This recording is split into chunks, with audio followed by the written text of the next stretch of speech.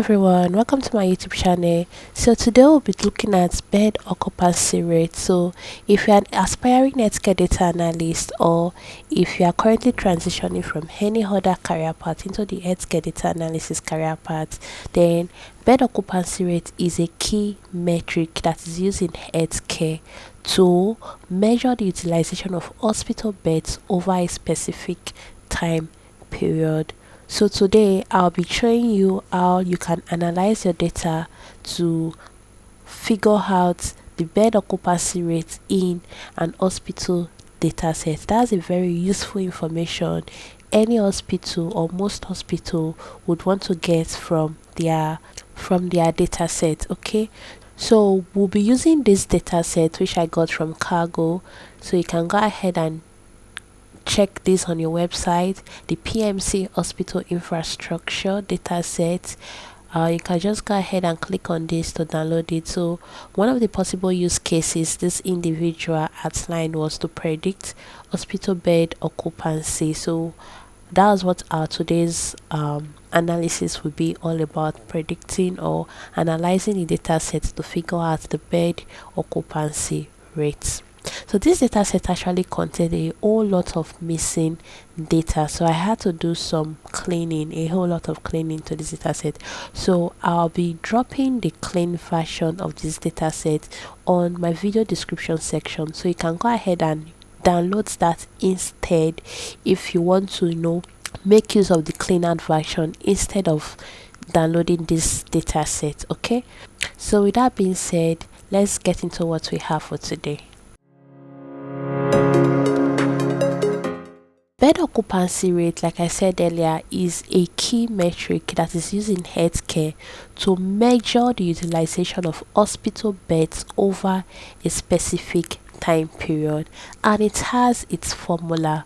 The formula for measuring bed occupancy rate is number of beds occupied over a period.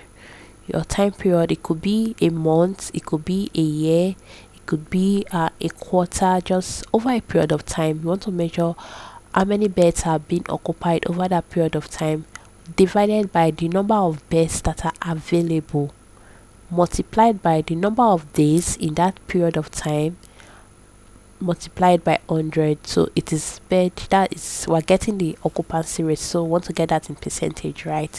So let me take an example. Let's say, for example, we have an hospital that has 100 beds, and over 30 days the beds were occupied for a total of 2,400 bed days.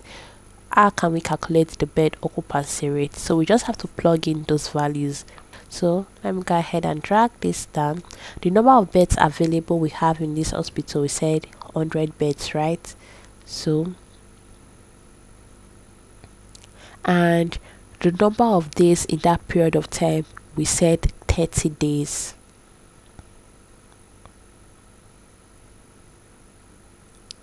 Okay, so within these 30 days, these 100 beds have been occupied, patients have been admitted in these 100 beds within this period of time for 2,400 times. Okay, that's the 2,400 bed days. So let's write that down, 2,400.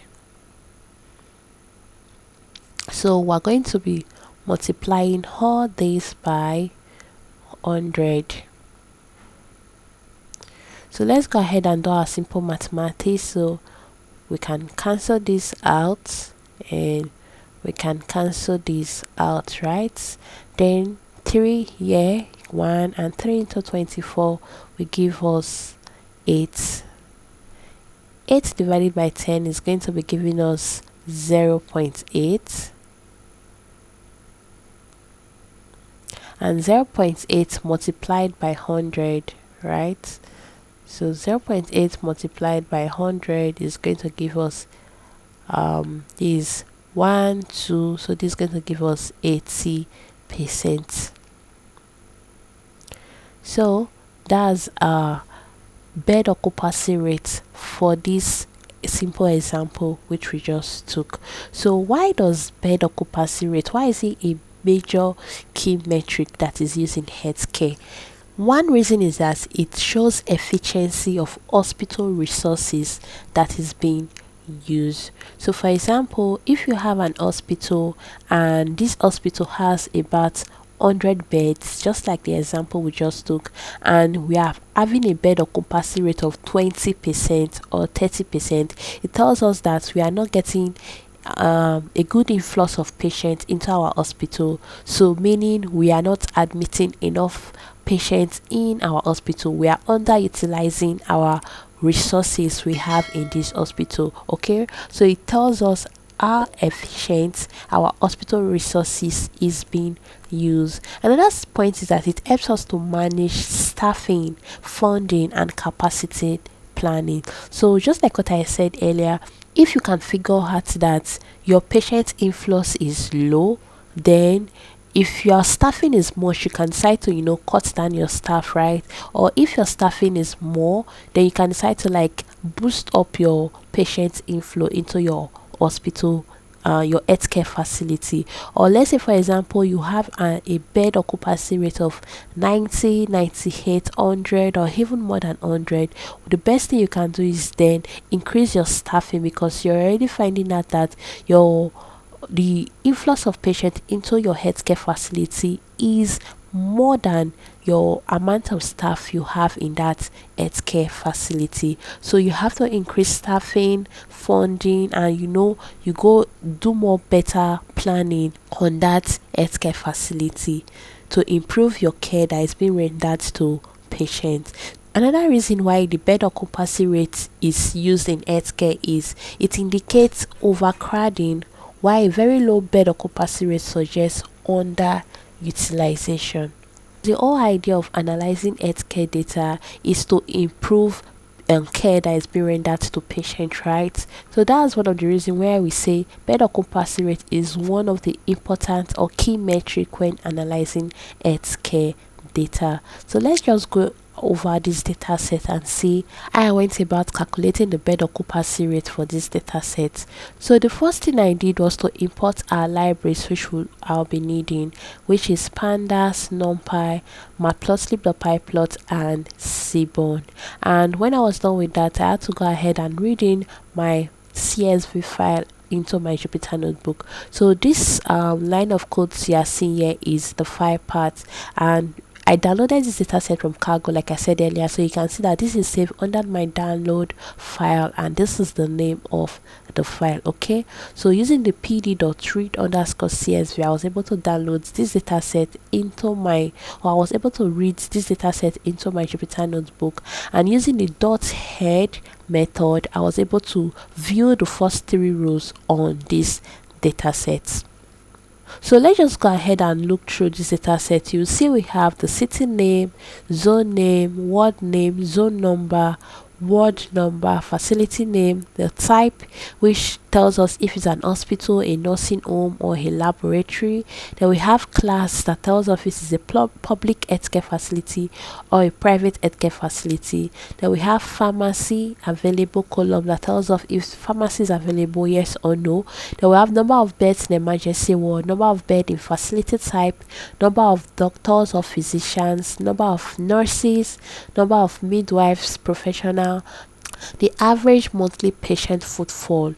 So for those of us who are not in the healthcare space but are trying to transition into the healthcare space, or for those of us that are learning to become an healthcare data analyst, patient footfall is the number of patients that visit an hospital within a period of time. So like this, you can see we have monthly patient footfall, or the average monthly patient footfall. So this is technically giving us the average number of patients that visited this particular healthcare facility in that month. Okay, so it's just as simple as that. Footfall, or the patient footfall, is the number of patients that visits an healthcare facility within a period of time. Then the next column we have is ambulance service available. If this healthcare facility has an ambulance, yes or no. And count of ambulances talk about how many ambulances this healthcare facility owns. So when I was done with that, the next thing I had to do was to look at the shape of my data frame, because now we've seen the columns, right? But I still don't know how many rows I have in this data frame. So calling on the dot shape attribute tells us how many rows and columns we have in this data frame. So you can see we have 737 rows of data and 17 columns. The next thing I did was to get a summary information of my data set. So calling on the dot info method tells me how many rows, how many columns, the column names, the types of these columns, that is the data types of this column, and the number of non-missing values in this column. So for example, you can see our city name column is an object data type and it contains no missing value because it has 737 non-null counts, while our word number, you can see, is a float but it has 0 values, meaning this entire column contains missing values. Okay, so we see we have some cleaning to do. So the next thing I will just go ahead to do is data cleaning, because there are a whole lot of things I want to clean. For example, you could see these names, type, hospital, nursing, blah blah blah. I would love to change this so that it is type, and just go ahead and remove this hospital, nursing, home lab, because we are going to be getting the information in the rows, right? While also for class, I want the title to just be class, since the values are going to be either public or private. Also for pharmacy available, I would love this to change this to either pharmacy available, so that the values we will get will just be yes, no, instead of leaving it as this. Okay, so these are the data cleaning I will be doing. So the first thing I have to do is to rename those column names which I just pointed at, and to do that I can just use the dot rename method, pass in a dictionary that contains the previous names of this column and the name I would like to change these columns to. So for example, you can see this is the previous name of this column and I'm changing the name to as type. Okay, so I just had to add the dot in place argument and set this to true. So if I go ahead and look at if I call the dot columns attribute once more and look at the various columns in this data frame, you could see now that our changes have been effected. We now have type, class and pharmacy, just as we wanted it. Okay, so the next thing I'll be doing is to look at the first 2 rows of my data frame and see the changes. So now we have type, we have class, we have pharmacy. The next changes I want to do is to drop down this word number. Remember that this column contains no values, they are all missing values, so it's not relevant to this data set, right? So I want to drop it. So the first thing I want to do is to check for missing values in my data set and call it the dot isNA method, and the dot sum method on it is going to give me the total numbers of missing values in each column. So for example, those columns you are saying zeros, it means they don't contain any missing values, while those columns that you can see these figures, it means, for example, the zone name has 32 missing values, word name has 2 missing values, zone number has 45 missing values, while the word name has 737 missing values. So I'm going to be dropping this column since it contains no values. So to do that, I'll be using the dot drop method. So calling the dot drop method and passing in the name of that column which you want to drop, specifying the axis as 1 is for columns, 0 is for rows. So specifying the axis as 1 and the in place argument as true is going to drop this word number column. So if I go ahead and look at the first 2 rows of my data frame, you can see right now that that word number column is no longer in this data set. Okay, so let's look at the next data cleaning I'll be carrying out. The next data cleaning is to fix inconsistencies, and the best way for you to fix inconsistency is, first of all, you have to find out the inconsistent values in your data set. So what are those inconsistent values, or what's the way you can find out those inconsistent values in your data set? I'll be using the dot unique method to find out or to get all the unique values in this data frame, and it's only when I've gotten all the unique values in this data frame I'll be able to figure out which values are consistent or not. So I created a for loop to for loop through every column in my data frame and to print out the unique values in those columns. So for example, if you look at the city name column, we only have one unique value, which is Pune. So the city of Pune, we're looking at the city of Pune. And if you look at the zone name, these are the various zone names we have in this column. So we have Casbah, we have Go Road, we have Coach Road, and some other names which I can't pronounce. Okay, so the next thing, or the next column you can look at, we have word names, and these are the various word names we have in this column. So if you look at this word name, you'll see that we have some values or some names here in the capitalized form, and we have some names in uppercase. So would have to clean this up and make sure that all the names are either in the capitalized form or in the uppercase form, okay, so that it is uniform. So another thing we can look at is let's scroll down to check for our inconsistent values. Okay, so another thing we want to look at is this type column. So for example, if you look at this column, you see we have hospital, maternity home, we have hospital general, dispensary, OPD, and you take a look at this, we have math plus gen, then we also have math plus gen again, and if you take a look at this, you will also have maths, where is it? Okay, this is it here, math plus gen. So you can see that these three values are all referring to one thing, but they were saved in this data set in various ways. So we have to clean this up so that they take one consistent value. Okay, so if you check, we also have other inconsistent value, like we have optam. So I think they're supposed to be ophthalmology. So you have optam, we have ophthalmology here, we have optal, we have optam. So these values, we have to figure them out so that it makes use of one value. Okay, you can see surgical here, this was spectrum, they're supposed to be surgical.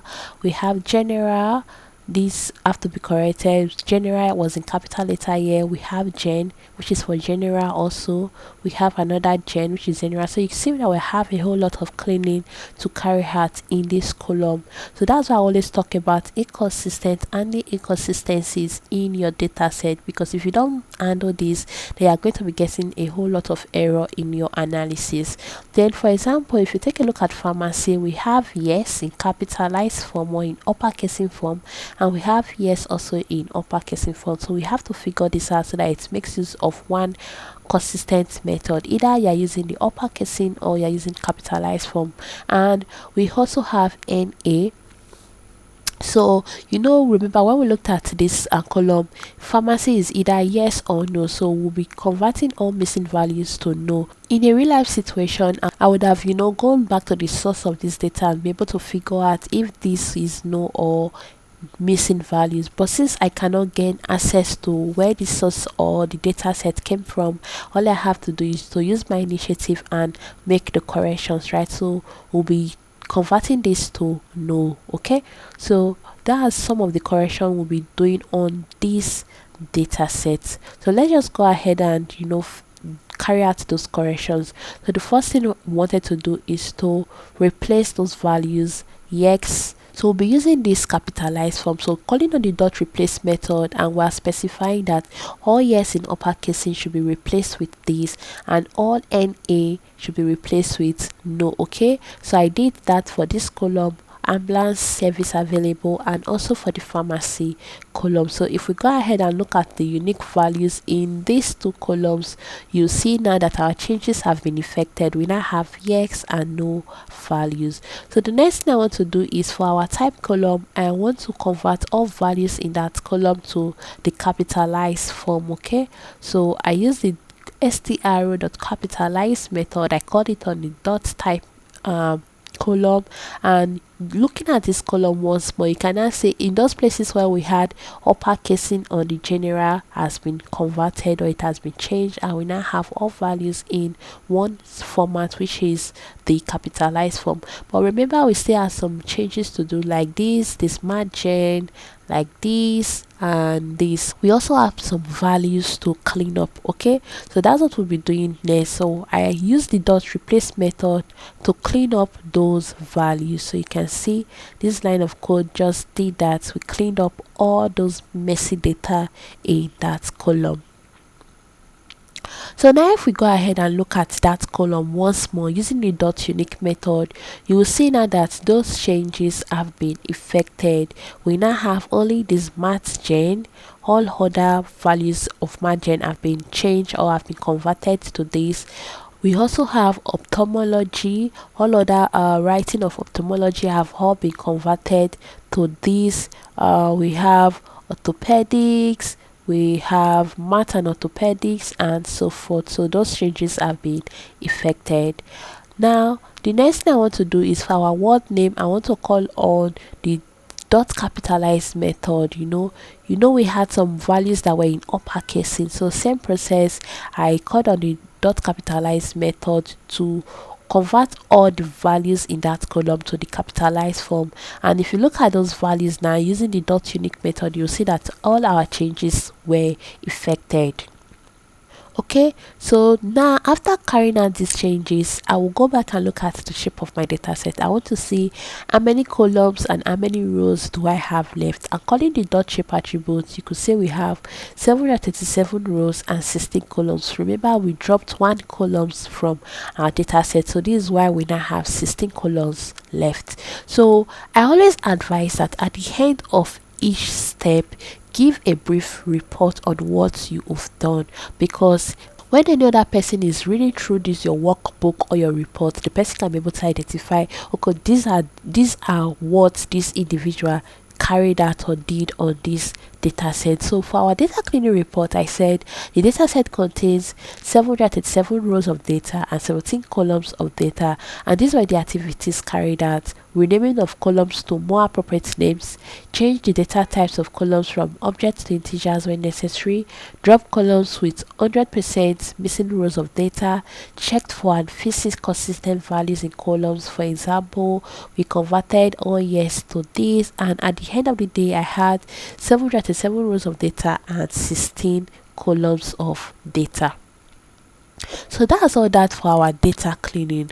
The next thing I want to do is to look at, or the next thing I did was to carry out exploratory data analysis on my data set. So one important step which I do not miss when analyzing any of my data is exploratory data analysis, because this gives me insights about what my data set is all about before I even go ahead to carry out the major objective which I have for the day. So I always want to know what are those things I would want to figure out in my data set. So for example, we'll be taking a look at this data set once more to get the first 3 rows, and after doing that I called on the dot describe method. So the dot describe method is going to give me a summary statistics on the numerical columns of my data set.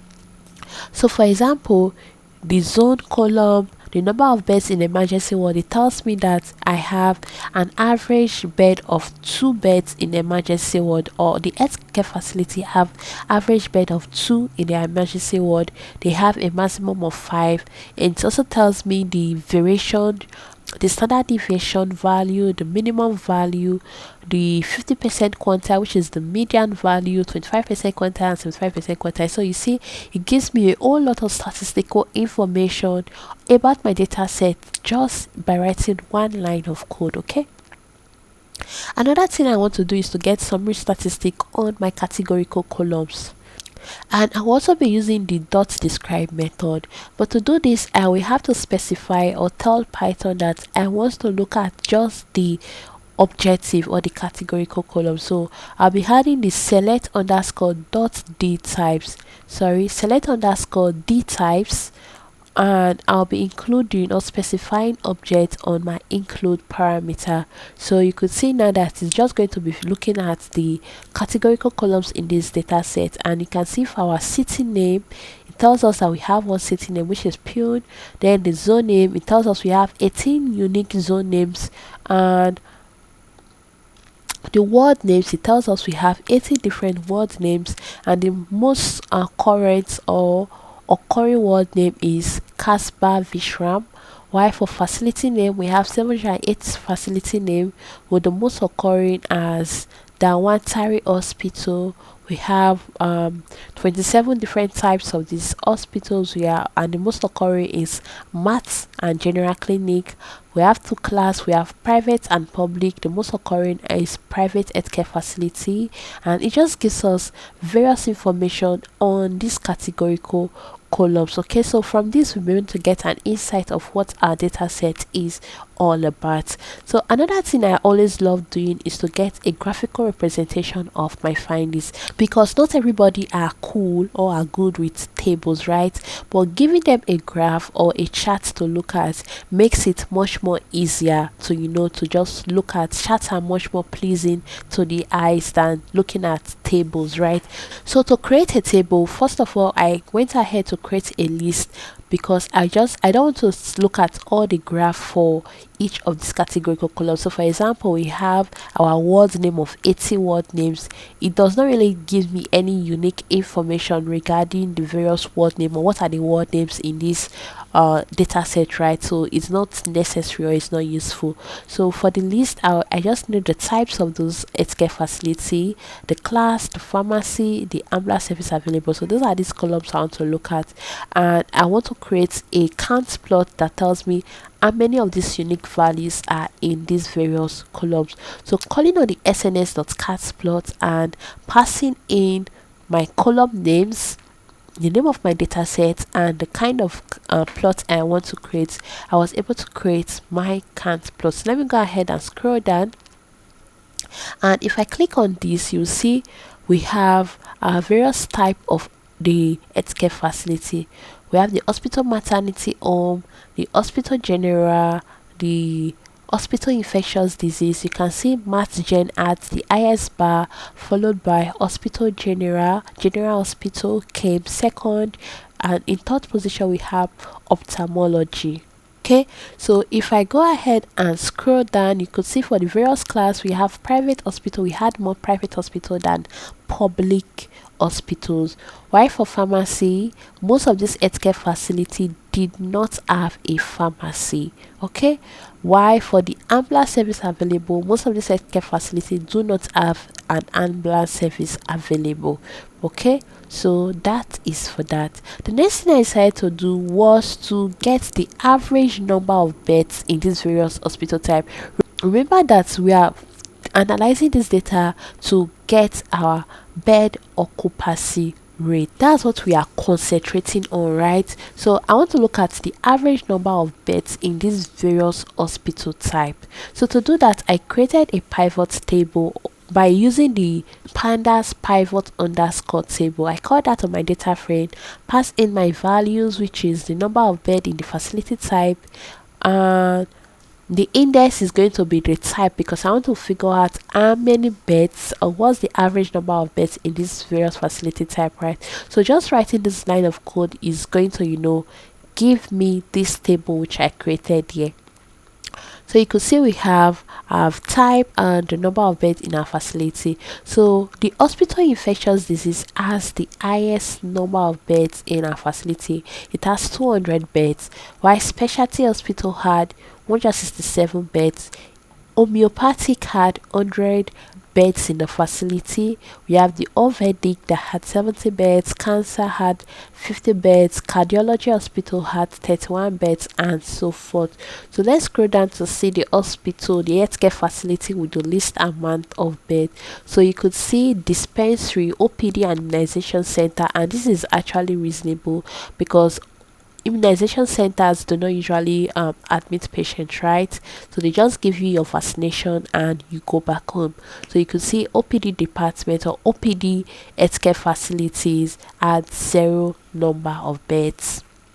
So next, I created a chart that shows us the healthcare facility with the top 5 highest number of beds. Okay, so just writing this line of code, I used the dot plot method, specifying the kind of chart I wanted to create as bar, added legend to false and color as sky blue, and I was able to create this bar chart. So plt.title to specify the title of my chart, and the y label and s label also to specify the title of those labels. So you could see we have if I go ahead and scroll down, you could see hospital infectious disease adds the highest bar, specialty nurse, homeopathic, orthopedic and cancer. So these are the top healthcare facility type with the largest amount of bed space.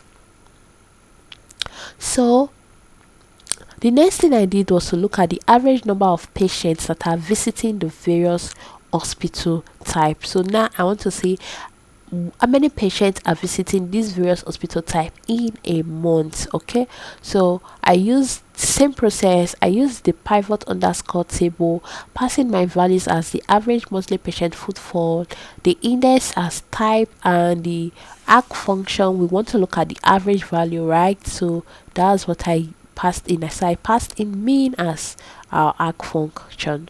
So if you look at this, you could see that for hospital infectious disease we had 4,000, an average of 4,000 patients visiting any hospital infectious disease healthcare facility, while we had 3,186 patients visiting any hospital which is a maternity home healthcare facility.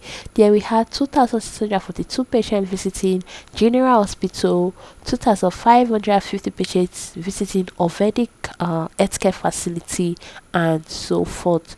So let me go ahead and scroll down. The next thing I wanted to do was also to create a chart that shows me the top 5 healthcare facility with the highest amount of patient footfall.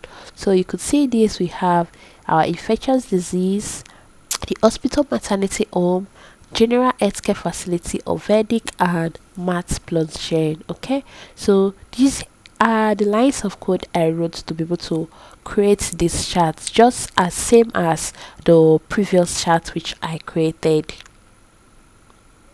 So let me scroll down. So now we want to go into looking at our bed occupancy rate. Okay, we want to be able to figure out what is the bed occupancy rate for this healthcare facility. To calculate the bed occupancy rate from the data set, we are going to need, remember our formula which I talked about previously, which is number of beds that are occupied over a period of time divided by the number of beds available multiplied by the number of days in that period multiplied by 100. Okay, number of beds occupied over a period divided by number of beds available multiplied by the number of days in that period multiplied all by 100. Okay, so we want to calculate, you will be using that formula to calculate our bed occupancy rate. So calculate the bed occupancy rate in this data set. We will need the number of beds in the facility. Okay, so and we have that column number of beds in our facility type, right? Then we also need the actual bed days occupied over a period,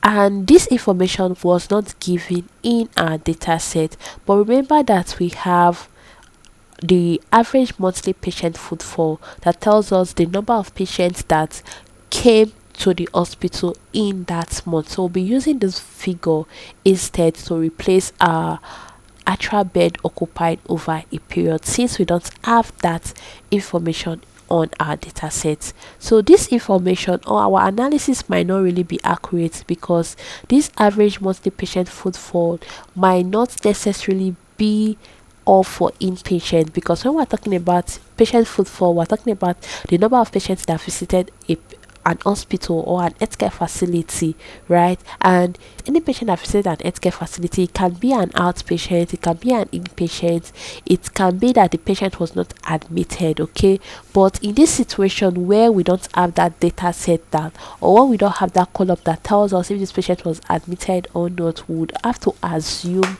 that this patient was admitted, this patient slept on the hospital bed over the night. Okay, so to calculate our bed occupancy rate, we'll be using these columns: the average monthly patient footfall divided by, you could see that I had to put these in brackets, okay, because we are multiplying our, if you look at this, we are multiplying the number of days in that period by the number of beds available, okay. So this has to be in brackets, okay, so that it doesn't affect your calculation, because if you don't put this in brackets, you are going to get a different answer when you are carrying out your calculation, okay.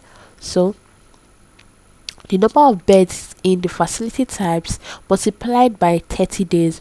Remember that this is the average monthly, so we're assuming that in a month we have 30 days, so we multiply it by 30 days by the number of beds in our facility type. Number of beds in our facility type, we have 10. So for example, this row is going to be 10 times 30, okay. So and we are going to be multiplying all our answers by 100. So if we go ahead, what I will be doing now is to be saving this as a new column in this data set, which will be called the bed occupancy rate percentage, okay. So if I go ahead and look at the first 3 rows of this data set, if I scroll down, I'll be getting the bed occupancy rate, and it will be saying we have 1500%, 995%, 395%, okay. So this is why I told you earlier that our values which we are getting might be a bit wrong, because this patient footfall which we are assuming as our bed days number might not really be accurate, because it might include patients that were outpatients, patients that didn't spend or sleep over in the hospital, okay. But this just shows you, but the essence of carrying out this analysis on this data set is because I want to show you how you can calculate your bed occupancy rate. So the process is correct, okay, but our answer might be wrong due to the values we are using on our data set. But this process is how you can go ahead and calculate your bed occupancy rate on your data sets. So to end this, I said interpretation of my values. Any value that is greater than 100% might suggest that beds are being used more than once per day. So for example, if you have multiple short visits, let's say a patient was admitted and the patient did not sleep over, like within how many hours the patient became fine or better and the patient was discharged. So if another patient comes in, that patient can also be admitted into that bed, right, and it's going to be counted among your the number of times a patient has laid on a bed in that hospital, right. So that might also affect our bed occupancy rate. So another thing is monthly footfall includes outpatient or non-bed based visits, like what I've been explaining. We use our patient's monthly average footfall, and we are saying that this value might include outpatient or non-bed based visits. That's why our bed occupancy rate is above 100%. Another thing, that assumptions may not fit all facilities. For example, we have our OPD. You could remember that some facility types are OPD where we don't have patients, that they don't have any number of beds, so their bed occupancy rate is definitely going to be 0 or below and 0, okay. So that's all about bed occupancy rates. Like I said earlier, is a key metric that is used in healthcare to measure the utilization of hospital beds over a specific time period. So if you have any questions for me, you can please leave them in the comment section or message me in any of my social media accounts. I would always do well to reply you as soon as possible. If you watch this video to the end, then please ensure to like, subscribe to this YouTube channel and turn on the notification bell, and also share this video to your friends and loved ones are interested in analyzing healthcare data, or if they are currently considering transitioning into the healthcare space, then my YouTube channel is their go-to channel. Here we discuss about data analysis as a career path, and I also teach you how to analyze healthcare data. Thank you for watching, and see you in my next video.